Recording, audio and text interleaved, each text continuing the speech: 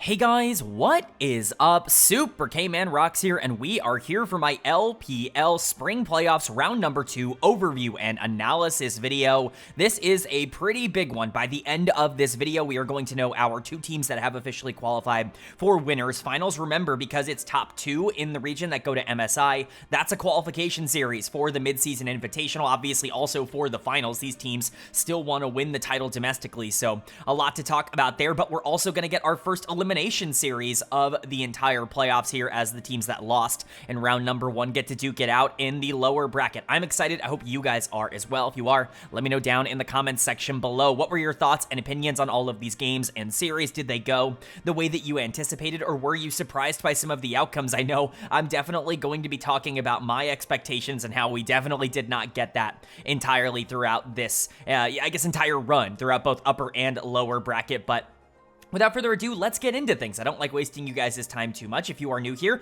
what we are going to do is go series by series, talking about the advantages and disadvantages that each team was able to generate. I'll be giving a player of the series and a dud of the series for each series that we cover. And of course, at the end of the video, we'll be updating the bracket, talking about where teams are landing and kind of giving my predictions moving forward. The next video is going to be covering everything up until semifinals. And so there's a lot to preview, a lot to talk about between the teams that remain. But most of today will be spent talking about the 4 best of 5 that we got this past couple days. So I'm very excited. Let's get into it. I'm obviously very itching to kind of talk about some of these series. There is one of these that I actually got to cast. Might go a little bit less in depth on that because you can watch the VOD and kind of see my full thoughts in real time if you want, but we'll get to that when we get to that. Our first series that we're going to cover here, we are starting in the upper bracket, and honestly, this was the series I was most excited for going into this slate of games because, you know, I've said it for a while. I think this might be a finals preview. Right now, I would say these are the 2 best teams in the LPL, and I think the winner of this is definitely going to have a lot of confidence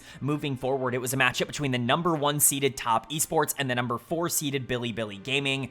And Bilibili Gaming is going to pick up the win here. Not just the win, though. They are going to dominate this series and sweep Top Esports out of the upper bracket 3-0. This was not a particularly close or back-and-forth series. I think Game 2 was really the only game that felt like, okay, maybe Top Esports have something going for them because they had enough pressure and gold on Kanavi with his Xin Zhao. But at the end of the day, they just weren't able to ever win any team fights as we continued to go throughout this. And quite frankly, BLG were better in almost every single area. You can go lane by lane, role by role, and kind of talk about how BLG just outclassed the players on TES. I've been very vocal on this channel about how I think Bilibili are going to win the LPL. I said that, I think 4 weeks ago or whatever, when Beishuan came in. Like, after their first run, I was like, okay, yeah, this is a top 2 bare minimum team in the LPL, and they have lived up to those expectations. Excited to see this team finally start to reach their actual potential rather than just the theoretical potential that we knew they had from last year. But let's go ahead and talk about how we actually got there. Player of the series for me is going to go to Elk, although the tough thing for BLG is that basically everybody ended up playing well in this series, which means you can kind of give it to whoever you want in terms of player of the series. But Elk, to me, was the standout, especially in that third and final game where he decimated Top Esports. He got mega fed on the Callista and ended up taking over.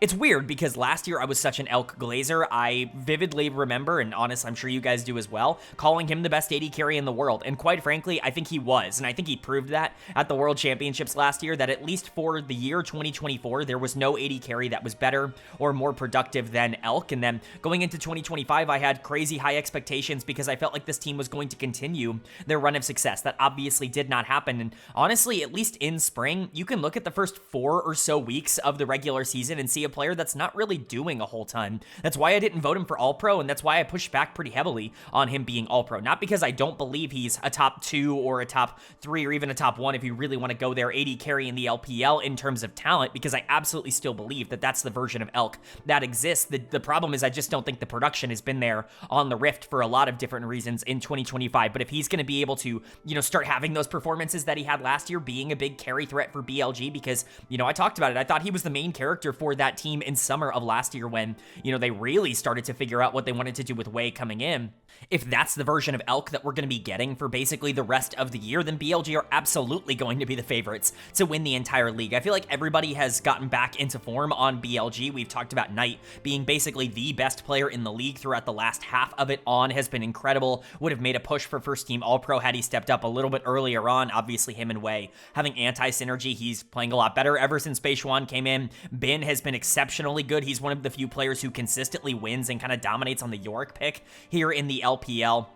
Of course, Beishuan has upgraded this team and completely changed the trajectory of what they are purely based off of his playstyle and just the fact that he's not Wei and he's not somebody who's going to be a lot more feast or famine in that regard. Elk has been the only player that I feel has been very good for this team in the back half, but it's maybe not stood out as much as everybody else. This was his chance to step up. He's always been a very big best of 5 player. You can look back to Worlds last year and kind of get a good idea of that, specifically that series against Hanwha Life where he was incredible and just completely outplayed Viper. That's what he can do at an incredibly top level, and we saw that here in this series. But it wasn't just him. Again, everybody ended up outclassing top esports. Specifically, On is another player that I really want to shout out. Crisp did not have a good series. Again, Crisp, a player I left off my all-pro list that I think people were, maybe not quite as excited about, leaving off, but I put On instead. That was a weird sentence to say, but this kind of justifies that, at least in my opinion. I think that there is a lot to like about the way On played this series, just as an aggressive player. The moment Wei left, and, obviously I'd been talking all year long, and even last year about how On and Wei had anti-synergy as a jungle support duo. Very similar, in my opinion, to the Pioshik Life duo over in the LCK, except these players are infinitely better. But, once Wei ended up leaving, Beishuan ended up coming in, On got to play really aggressive in the early game again, and, he became one of the best supports in the world again. That really is just kind of the end of the story. On just needs to feel comfortable being able to go out and play make in the way that he likes to do it, and that's exactly what he did. He tore apart top esports, specifically in game 2 on the Rel, where those engages were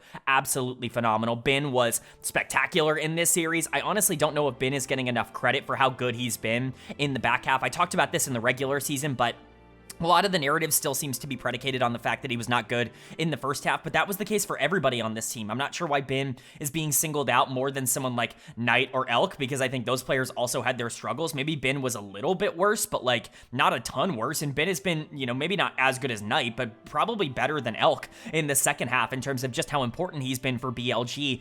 As a side laner, he's probably the best in the entire league at the current moment. That's how consistent he's been there. The Rumble, the Yorick, the Ambessa, all of it looking really good. We didn't even bring up Knight, but there was a gigantic mid gap in this series, specifically in that third and final game, which we will talk about. Beishuan has stabilized this team. You can talk about whether or not his gameplay is actively influencing this team, but clearly what is influencing them with Beishuan is the mentality that he brings to the game. It's him allowing the rest of this team to be more main character-y rather than, him as the jungler being the one that wants to, take a lot of the resources like Wei was much more, asking to do, I guess you could say. So for BLG, they just look phenomenal. Right now, they're on a warpath into finals. I don't think there is a team in the LPL that is better than them in terms of expectation. If they don't get to MSI, I think at this point, especially after this win, it's a massive disappointment. And for top esports, I think you could say a very similar story for them. This team has dominated the LPL all year long domestically, and to be able to come up short or to look so bad in this series is really not a great place to start. I think it is BLG, and I think top esports might still be the second best team in the league, but there is, a real concern surrounding this team, and there are some real problems with the way that they play games, especially in best of fives. There are 3 players that I think were just completely unplayable in this series, and that starts with my dud of the series, which is going to Cream in the mid lane. Really nothing positive to say about Cream. The Ryze and the Azir were generally okay. The Azir in game 2 in particular was fine, but the Yone game was the single worst game that anybody played in this entire series. I have yet to see Cream get completely obliterated like this in a best of 5. One of the big positives for top esports when you go back to Winter Split 1 was that Cream was awesome in their playoff run, probably their most valuable player throughout the entirety of the playoffs, if you want to go back to the lower bracket run, but he did not step up here today. He was completely outclassed by Knight, and quite frankly, he was outclassed by himself. It wasn't like Knight was the one pushing the advantage or Beishuan was ganking his lane over and over again. He was making mistake after mistake after mistake.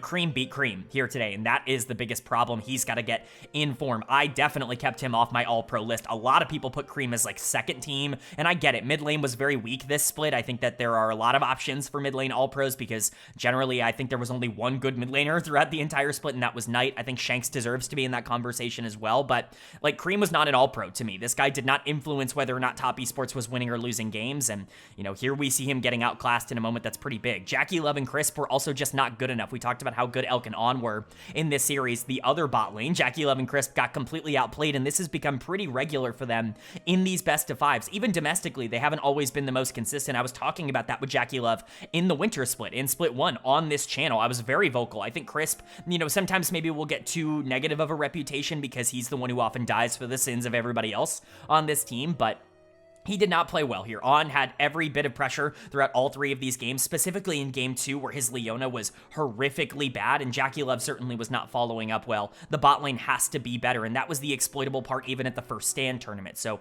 some critiques there. Kanavi ended up getting out jungled, although I think part of that is just general setups when your mid lane and bot lane are just losing so consistently. It's hard to play jungle, and he was the one who had to absorb a lot of the resources. Things like Trundle and Xin Zhao should not be getting all of the kills in these games, but it's just the only thing that was really happening for Kanavi, and so there's only so much I can pit entirely on him. And 369 was just, you know, weak side top lane. He was playing Sion and Ornn down the stretch of this series. I'm not blaming him for the loss, but generally speaking, if your carry duo of Cream and Jackie Love are not going to step up in a series like this against a really good team, you're going to lose. Like that, it's a very simple equation for Top Esports, so they have to be better than this because this is not an acceptable, you know, way to play, even if the loss itself is not the worst thing in the world as they move down to the lower bracket. But BLG have moved on to winners finals with this victory. They're 1 series away from making MSI the place they probably should have been all along. They've been, you know, the number 4 seed and a team that's, you know, fluctuated up and down in the power rankings throughout this year. They should have always been at the top with the level of talent that they have. It's nice to see them finally being able to unlock it at the highest level. Then moving on to our second of the upper bracket series here, and this one, like I said, I got the privilege. I was very lucky to be able to live cast this. I'm very fortunate that I had the opportunity, and I hope you guys enjoyed it, but it was a matchup between the number 2 seeded Anyone's Legend and the number 7 seeded Weibo Gaming that Anyone's Legend was able to pick up the 3-1 series win in. No surprise here, AL was the better of these 2 teams. This was not really an upset. Neither of the upper bracket results, I think, were upsets for a lot of people, but AL definitely looking pretty good in this series. Honestly, their front-to-back team fighting was about as clean as it could possibly get by the end of game number 4, and that's really what you want to see from this team. You want to see the high-end upside, the high-end traits coming out of them, and for Weibo, I think that there are honestly more things to be excited about than to be frustrated about in terms of how this series ended up playing out. There are not like a ton of things where I'm just like, oh, you sucked and you were horrible at this. I mean, there were a couple of moments. You can look at game number 1 where Xiaohu just goes into a dragon fight by himself and then Tien follows and just dies for no reason, and they start taking dragon as AL is like destroying their base. It's like, you know, there are a lot of weird decisions at the start of the series for Weibo, but generally speaking, this more so felt like AL playing incredibly well rather than Weibo just being, you know, completely inept, which they have been at times this split, which is generally a good sign. But, you know, AL's a really good team and they're moving on to winners finals. They still have the opportunity to be the best team in the LPL. I don't think it's crazy to expect them to do so. It's a big 3 right now, in my opinion, in the LPL with, you know, Top Esports, Bilibili Gaming, and Anyone's Legend. I think 2 of those 3 teams will be going to MSI, and I'll kind of explain why here for AL. So let's go ahead and get into it. Player of the series for me, very up in the air. It has to go to one of the solo laners. Both of them were absolutely tremendous in this series. Really no negatives to give either of them. I'm giving it personally to Flandra in the top lane. His Yorick was really kind of the driving force of game number 1. He got all the resources in the early game and then eventually was able to be a big problem in those late game team fights. A lot of tempo and pressure had to be used to even put him in a negative spot throughout that first game. But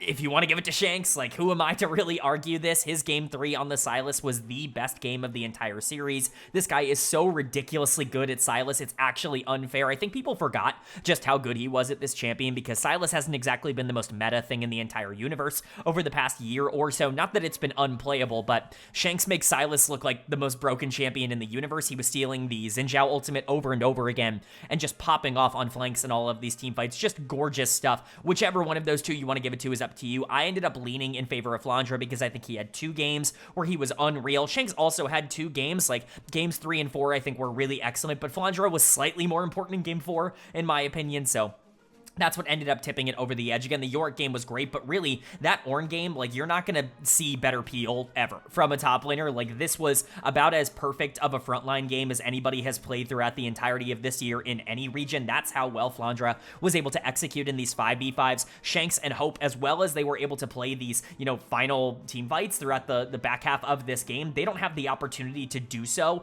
if Flandre is not playing perfectly on the front line, which he did exactly that. So credit to him. Really nice to see him really step up as like a team fighter and not just like a side laner and somebody who, you know, picks these carry picks and tries to dominate 1v1. Flandre has really grown his game a lot, specifically from what he was on JDG last year. Obviously, he's been a versatile player in the past, but after his break, I think coming back, there were some concerns with whether or not he was ever going to get back to that level. He is very much at that level right now. And then, you know, like I said, for Shanks, that Sylas game was absolutely unreal. You're not going to see somebody play a better Sylas game than that for a very, very long time. You know, Shanks is a player that I think is honestly underrated by the community. To me, I think it's pretty easy to call him the second best mid laner in the LPL right now. It's really Knight and then Shanks, at least in my opinion. You know, I think Xiaohu was very important towards what Weibo Gaming did, and I had him above him in my all-pro standings, but that's mostly because Shanks was kind of a cog in the piece here for AL. I think as a player, like in terms of raw talent, right now he would be number 2 for me in terms of my mid lane rankings in the LPL. Hope and KL were also really, really solid in this series. KL had another, you know, really great game in Game 4 as the frontlining Braum. I think, you know, Flandre is going to take a lot of the attention away from that, rightfully so, because he was incredible on the front line, but KL was arguably just as good in terms of being able to create space for his carries to be able to pop off, but Hope was really the damage threat in that game number 4, and he was just super consistent throughout the series. There were some negatives in Game 2 on the Ashe. I think that's really the only game you can point to and be like, maybe not all that great from Hope, certainly not all that great from Shanks, but the Lucian, the Ezreal, the Jhin, every single one of those games ended up being very positive for Hope, and he just completely outclassed Light on the other side. Like, he was way better in terms of his role and staying alive and positioning well in these 5v5s, and that's what really matters at the end of the day, and that was enough to get AL over the hump. What's the one player we haven't talked about yet? Tarzan was probably the least valuable player for anyone's Legend, and they still really didn't have a ton of trouble in this series. That's how good this team has become, because Tarzan really has been the driving force for almost every team he's ever played for, to know that he can be the 5th player you bring up for anyone's Legend, and they can still, you know, relatively dominate a series. I know games 4 and 1 were kind of close, and there were moments where it felt like Weibo Gaming could be able to take those, but like, they were the better team. To know that they can do that even without Tarzan being on top of his game outside of game number 1 on the Sejuani, that's a really great sign for AL, and it should go to show that they should be considered one of the best teams in the LPL. And for Weibo on the other side, this team is fine. Like, they are who we thought they were. Like, I hate to say that. I think there is, like, an upper echelon right now in the LPL that Weibo just can't really seem to ascend into. I think there's a top 4 in terms of skill level, or I guess we'll see if that top 4 ends up actually working out, and I think Weibo is kind of right on the outside of that, around number 5 or number 6, just depending on where you view Invictus Gaming right now and their skill level. But, you know, Weibo, I think, is a team that you have to consider, you know, at least competitive. They just don't have enough firepower to beat the best in the entire league. And a big reason for that, at least for me, is Light in the bot lane. I have praised Light so much in this channel's history. I've kind of gone on and on. Going back to 2022, when I was making videos about the summer split here in the LPL, I was hyping Light up as a player that nobody was talking about how good he was. When that Tarzan Doingby, like, LNG team was really struggling, he was the consistent piece that was actively winning games for that roster. And then obviously he did, you know, similar things on Weibo in 2023 when he makes World Finals, and similar things last year when he's an anchor and a rock for that team as they make semifinals. And this year, it's just all fallen apart. That consistency is gone. His team fighting is just bad. There's really nothing else to say. His positioning throughout a lot of these games was just not very good. He had all the gold in game number 4 on the Kai'Sa and did nothing with it. It's really unacceptable. His Xayah game was very bad. His Varus game was very bad. He got completely outclassed, and this is not the first time this split where Light has played poor. I actually think he's been a lower tier AD carry in terms of the LPL. Certainly one of the worst in Group Ascend, which is not good enough for a player of Light's caliber, and I think that reflected itself in this series. He, in my opinion, is the biggest reason why Weibo ended up losing. Once again, I think people are going to blame Xiaohu because he's a very easy scapegoat, and, you know, narratively, I think it makes a lot of sense to sit there and be like, Xiaohu's so bad. I think the only real awful game from him was game 3 on the Rise. I think that there were some moments on the Galio that were not great. I think his game 2 on the Talia was really good, and I think he was the best player in game 1 for Weibo, and so I can't sit here and say that he's done of the series, but I understand why people are frustrated with him as a player. He just has that style, and I know a lot of people have just decided that they don't like him, and so they're going to naturally be more negative about his gameplay. play. I will continue to stand there and say that he's not as bad as people say he is, but he wasn't good enough to be able to, elevate this team at all in this series, especially in the back half when they needed him the most. I think obviously Breathe was not nearly as good as Flandre, even if Breathe wasn't the problem. The Renekton couldn't get into any of these fights in game number 4. Erha really wasn't that exceptionally dominant playmaker that he was in the previous series, basically winning them that series against JD Gaming. The only player that I think actually played well today was TN, but even then, like, the Lilia was not influential in any of the fights in game number 4. I think a lot of the positives come from the Skarner game and come from the Xin Zhao game in game number 3 where, he tried, but like, at the end of the day, Weibo was just outclassed. They're not as good as anyone's legend, and I don't think anybody expected them to be. AL coming out on top in this series is not a surprise to a lot of people. I think it just goes to show that this is still a team that is right up there. With BLG and Top Esports taking so many of the headlines right now, I don't want to forget about AL, who absolutely are a threat to be able to take the entire league. Then moving on now, though, to our second half of this video, which is going to go from the upper bracket down to the lower bracket, and that means we are at our first elimination series of the playoffs. The loser of this will officially be done. Technically, the first team eliminated. The winner will move on to take on Weibo Gaming, who obviously lost in the upper bracket, so definitely a winnable series for whoever takes it. It's the number 8 seeded FunPlus Phoenix taking on the number 5 seeded Invictus Gaming. And Invictus Gaming is going to pick up the win as they were supposed to, but man, this was a close one. This was not a blowout by any stretch of the imagination. IG should have really not struggled with a team like FPX. Like, I excuse them losing to BLG because BLG is incredibly good, and I think it's just a bad draw generally for Invictus, but this is a team that's supposed to be competing in the upper echelon of teams in the LPL. They have not proven that at all over the course of these best of fives, that they are within the range to be able to get that done. This was already a team that had question marks going in to the playoffs because nobody on this team is particularly consistent in terms of how they play the game. Well, here you go. They dropped 2 games to FunPlus Phoenix, by far the weakest team in the playoffs, and credit to FPX. I do think they showed up in their 2 wins. Shadow had a pretty phenomenal series, all things considered. I think people are going to forget that because he was not good at all on the Lee Sin in game number 5, but game 4, game 2, like the Nefiri, the Lilia, like he carried those games in terms of what he was putting out, and he was excellent across this series. It just didn't really end up mattering because Invictus at the end of the day had the players who stepped up, even if the entire team certainly wasn't the most consistent in the entire universe. So let's go ahead and talk about it. Player of the series, it's going to go to the Shy on the top side.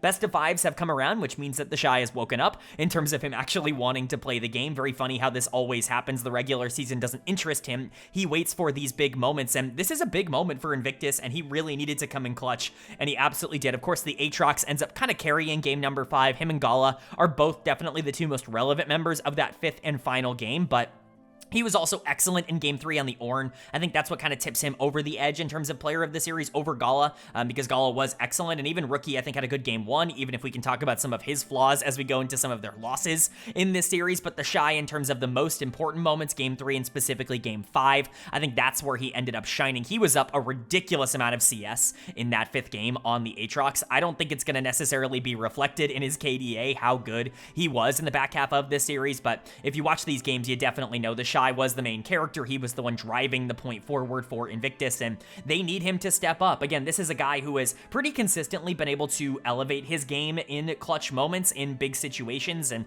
that's why they brought him back in. And, I don't even know if it's necessarily elevating himself in clutch moments, calling him a quote-unquote clutch player. I think he's an incredibly good player who just doesn't really try all that hard in the regular season. I think we can be kind of honest with ourselves and how this game ends up playing out.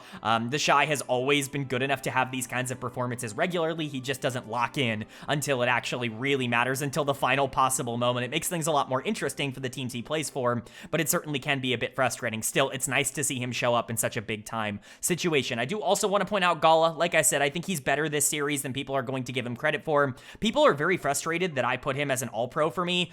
I'm going to be honest, man. Like, I don't know what else you really need to see. This guy was pretty tremendous throughout the entirety of this split. Whether you want to say he was better than Hope or not, I think is kind of up to you. If you think he's number 4, I would totally accept that. If you're putting someone like Gala below someone like Elk for regular season performances, I just don't think we watched the same players in terms of how things ended up going down, and I'm open to opinions on that, but He gets Kai'Sa in game number 5, and rightfully so. People are pretty frustrated by looking at this game 5 draft, seeing Gala get Kai'Sa, his best champion, seeing Jeje get something like Skarner. The Shy is able to get a really nice matchup for Aatrox on the top side. Mako gets the best playmaker in the support position right now with the Nico, and then you look at FPX prioritizing their Lee Sin, Lissandra, Draven comp, and you're just like, maybe things aren't necessarily going the way that you would want right now for FPX in this draft, but credit to Gala for being able to make the most of it. Rookie was really good in game 1 on the Azir, but I think it's worth talking about some of the negatives now for this team.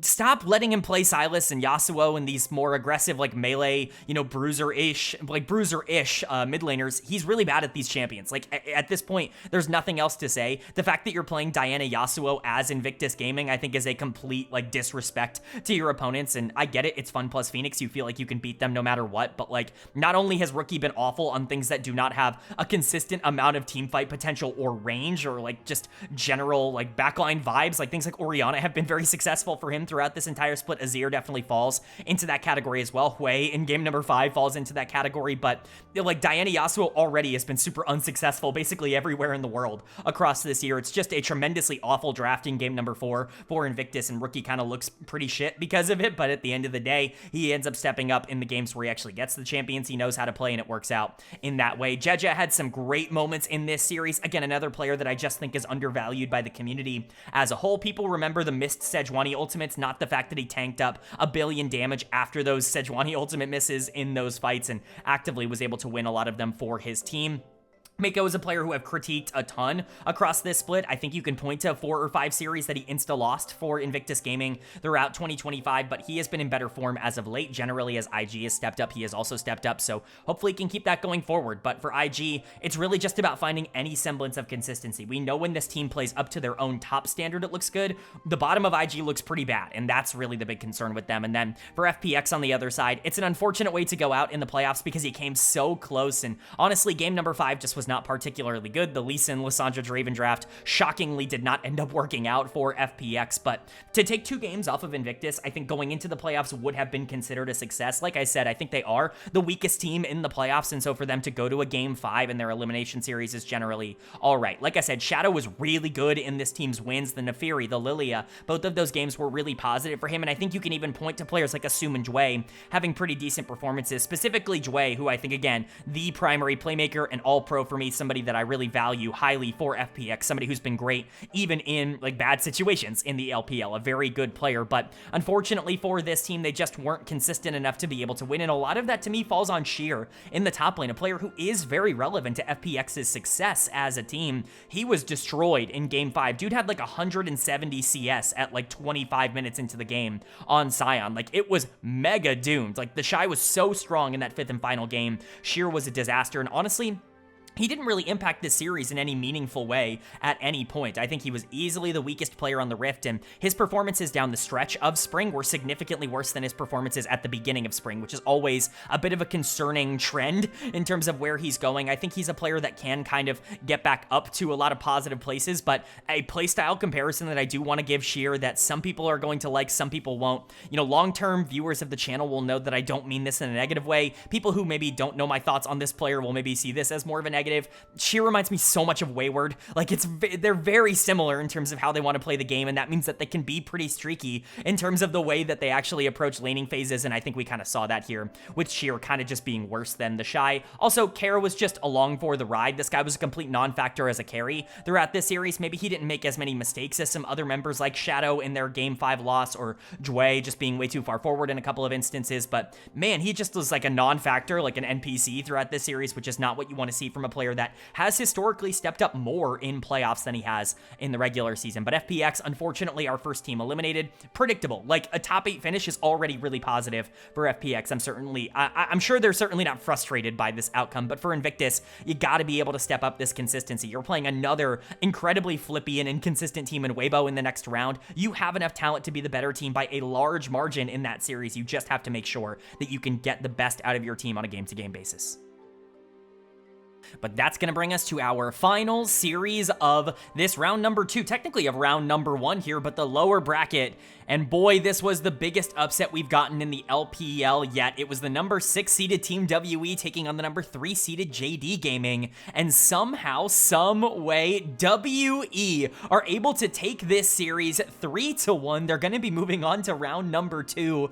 And JD Gaming, the team that I think a lot of people thought was the hottest coming into the playoffs in the entirety of the LPL, not only drops their first round series to Weibo Gaming, a team that has their own inconsistencies, but now can't even pick up a single series win as they exit the playoffs in 7th, 8th place after clearly being an upper tier team for a majority of the year. I had them number 4 in my power rankings coming into the playoffs. I was a lot lower on them than other analysts. I think that their hot streak was a little bit facetious. They were really good in their wins, but at their core, this team is always the same team that struggled at the beginning of the year. Nothing really changed about the way they played the game. They just got bailed out because Shun and Pays were so incredibly good. Alla had started to get into better form, and so things generally looked a little better because he wasn't the worst top laner in the league like he was for a majority of the beginning of the split. But like, the problems are still there for JD Gaming, and they got exploited in this series. This is still a team that really relies on 2 players to win them the game because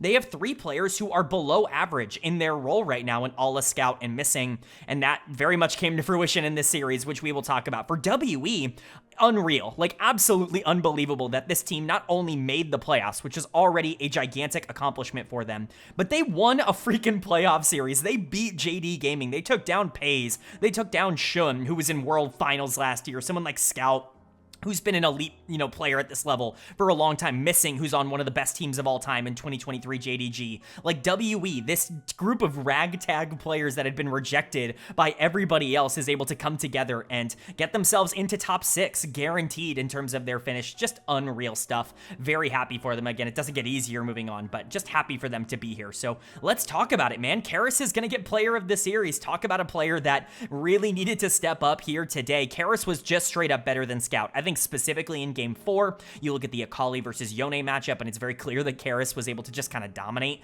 that, and Scout played pretty horrible in that game. The rest of the series, though, Scout really wasn't all that bad. Karis was just really good. The Sylas game in game 3, super impressive. The Azir game in game number 1, super impressive. I don't think I really had to think all that much about player of the series. This was a very obvious decision. I think you could make the argument that he was the most important player in all 3 of their wins this series. So big credit to Karis. This is the player I've been criticizing the most on this team throughout not only this year, but this split in particular, ever since the bot lane started to get their shit together and Cube started to stabilize on the top side. Really, the only thing holding them back was the fact that Karis was kind of still a weak link in the mid lane. That was not the case at all in this series. He was elevating the rest of WE. Of course, he wasn't the only player playing well. I would be remiss not to mention Monkey, who I just continue to glaze. Quite frankly, I was a big fan of his last year on EDG when things were not necessarily going the way that everybody wanted that team to go, just in general, but I never thought he was going to turn into this quickly. I know that he had the upside to be a more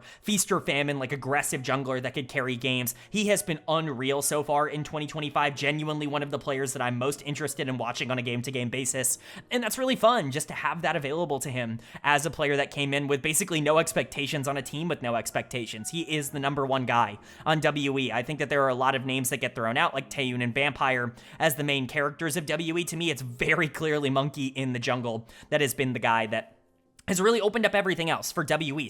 Shun was excellent here today, easily the best player on JD Gaming, and I think you could argue that Shun was better than Monkey. That should be no surprise, but the fact that he could keep up with him was truly tremendous. Really proud of him. Obviously, the bot lane was excellent here. Taeyun was awesome here for Corki, the Senna, the Jhin. Like, this is a guy who's gone from being the worst graded player I have ever had in the history of this channel. I've been very vocal about that. Like, when he was playing in the LCK, there has never been a player who has had worse grades for his skill level than Taeyun in the LCK. Comes over here as an import to the LPL. Things don't really look all that great in the winter split, but everything has locked in here in spring, and honestly, he's been pretty consistent as a late game carry for this team. He's not losing all that much in the laning phase. He's going up against Pays here, who is probably the best AD carry in the LPL, and he's able to overcome him. It's just ridiculous what he's been able to turn into. The fact that he can beat someone like Pays in a playoff series, while, when they were both in the LCK, he was watching Pays win titles while he was getting replaced. It's just ridiculously cool. Like, from a narrative perspective, really fun to watch.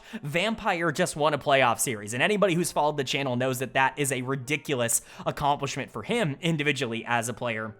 Somebody I had written off last year as the worst player in the LPL, because I still do believe that in 2024, he was the worst player in the LPL. He comes back this year, he gets a shot on WE because they clearly like the upside. And remember, in 2024, one of the big reasons he struggled so much is because he had no competitive experience. He had never played at any competitive level before 2024. He was thrust into the starting lineup for an Edward Gaming team that very shockingly lost Mako very late into that process to top Esports. And so Vampire obviously kind of thrown into the fire, and it didn't work very well at the start, but with more time, more practice, more games under his belt, he has obviously gotten a lot more comfortable playing at this level, and now he's really good. He was definitely the better support in this series, which we'll get to. Cube was super stable on the top side, was better than Alla. Anybody who watched them in the regular season probably shouldn't be surprised by this. Alla, for some godforsaken reason, got all-pro votes, which I just can't fathom. I don't know how you can watch him play most of the regular season, specifically weeks 1 through 5, and be like, that's anything other than like Shanji. Like they were basically the same player.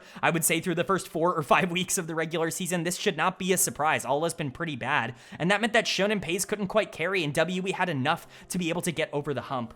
I'm just so proud of this team. Honestly, nothing else to say other than congratulations to an org that everybody, me included, had written off. Like, I thought they were going to be the worst team in the LPL this year. They just won a playoff series. They're guaranteed top 6. And who knows? Like, it's probably not going to go further than this, but it's already really cool for them to be here. And then for JD Gaming on the other side, like, this is a disaster. This is worst case scenario by a large margin. People forget they were in winners finals in winter as well. It's not like this is some team that just got really hot towards the end of the regular season who started to figure things out. They finished 3rd in the winter split. This was a team that was expected to be able to continue to push forward. Not only do they get upset in round 1, they get upset in round 2. It did not matter who they selected, or I guess technically who anyone's legend selected in that first round. They would have lost either series either way. It's just really disappointing to know that this is the real version of JDG, but can we really be all that surprised? This is a 2-person team. Shun and Paze are solid players, but Alla, Scout, and Missing have not been good this year. I've given Scout a lot of like passes because I really don't think he's been all that bad, but he was bad here today, specifically in Game 4 on the Yone.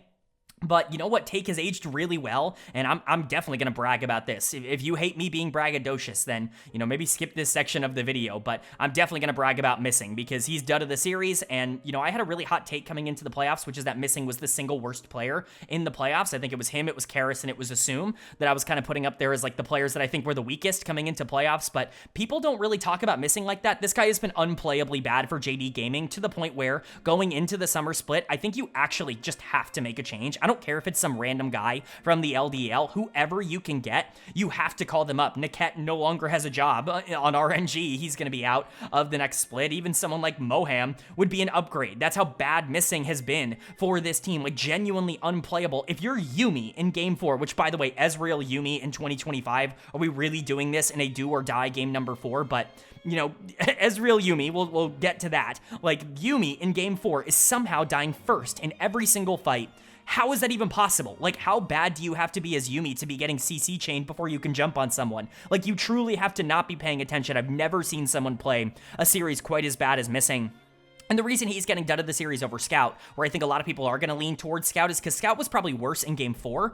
Missing was worse in every other game. Game 3 was awful. Game 1 was awful. He just was not good in this series. He's not been good for like a year and a half now. I've completely given up on him as a player. This meta has completely moved away from the things he's good at, and I just don't think he's ever going to be a top-tier support unless the game reverts back to some of the things that they had a couple of years ago. That's unfortunate, but it just kind of is the case. Scout was, of course, also horrible. If you wanted to give him dud of the series, I can kind of get behind that thought process because that Yone game was awful, and really, again, it's a closeout game. You can't really be what Scout was in this series against a player in Karis who was supposed to be the worst player in playoffs. Getting completely outplayed in all 3 of your losses is just, it's not acceptable. All kind of reverting back to the version of him that we know very well. Again, I cannot imagine voting for him for All-Pro. Like, shout out to the people who did. Like, there are a lot of people that I respect, whose opinions I really value, who voted for him.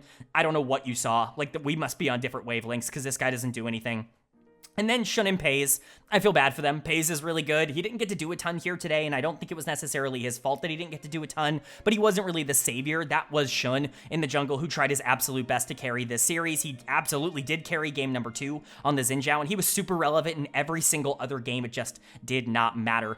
He was the only player actively trying to gain advantages because the rest of his team was running it down, and that's always been the problem for JDG. They can look really good. They can beat anybody in the world because they have some of the best players. Shun and Pays are playing like superstars right now, but when your weakest links are the 3 weakest players on any given day, it means that it's really hard to win, even against teams that you know you're better than, and that's just the reality of the situation. JDG are going to have to take a long, hard look at themselves in the mirror coming back for the summer split to figure out what they want to do, because I don't think you can run back this group of 5 specifically missing in the support position. And then for WE on the other side, this is ginormous. No matter what happens in the next round, they could not win a single game the rest of the playoffs. This is already a gigantic win for them, and they're going to be so happy that they got it.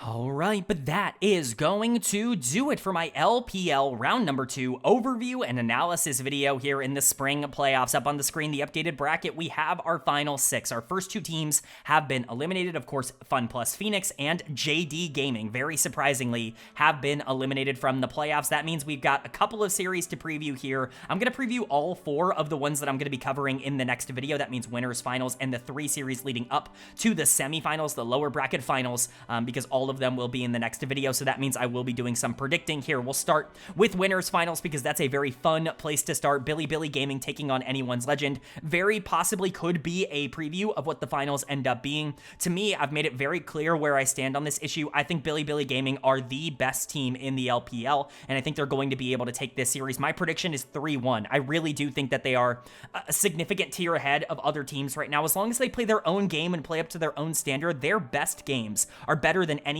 else's best games. I firmly believe that from the bottom of my heart. So Bilibili is the team that I'm projecting will move on to the finals. That means AL will be moving down to lower bracket, and BLG will qualify for MSI. Of course, the winner of this does qualify for MSI, as we've stated multiple times. But then jumping down to predict the lower part of this bracket, Weibo Gaming versus Invictus. This is really the playoff matchup I wanted to see the most of almost any teams in the entire league. Like, are there 2 teams that I would rather see play against each other? No. Like, these 2 teams are so perfect because they're honestly super similar. I actually think these 2 are basically the same team in terms of how things end up breaking down. Very talented players, very inconsistent results. It's all going to be about who shows up on the given day. I have to trust that Invictus is going to be able to get the job done because the scouting report going in to the playoffs was that they were better. If Weibo wins this, I'm not going to be shocked, and honestly, I think this will go 5. So my prediction is going to be Invictus Gaming in 5, although I do think that there is a lot of room for movement in that particular zone. For Top Esports taking on WE,